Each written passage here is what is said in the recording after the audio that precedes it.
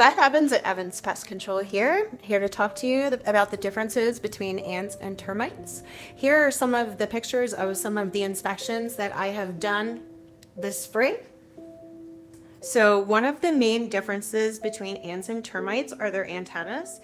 Ants have a bent or genticulate antenna, and termites have a beaded kind of lined antenna.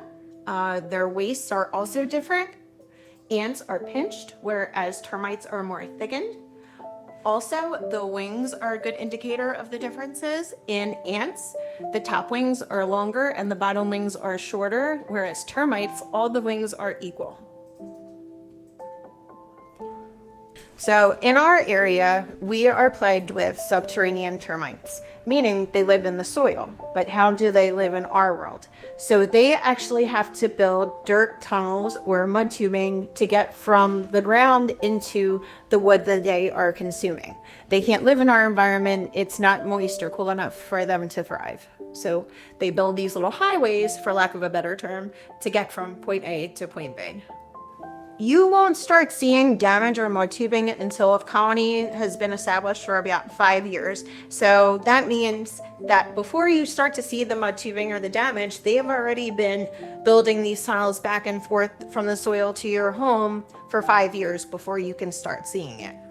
So seasonal inspections are important because our trained eyes look for the mud tubing or the conducive conditions that might be there that you might not recognize as being a problem, whereas underneath the surface, there's a whole lot going on. So what a leak a couple years ago has turned into a full infestation. One of the pieces of equipment that we use on the job is a poker to gauge if there's any damage in the joist that meets directly with the soil, because that's where you would see them first before they would start tunneling across more so towards the center of the beam. The way the termites process the wood is a little bit different than, let's say, a carpenter ant. A carpenter ant is kind of making a gallery through the wood. They're not actually ingesting it. Termites have a bacteria in their gut that helps them digest the cellulose and actually eat the wood, where ants just tunnel their way through.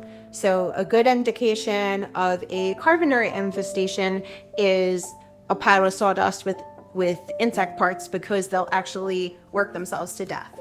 I have this great picture. It's a mud tube coming off a joist with an American roach sitting on it and pinging out the termites.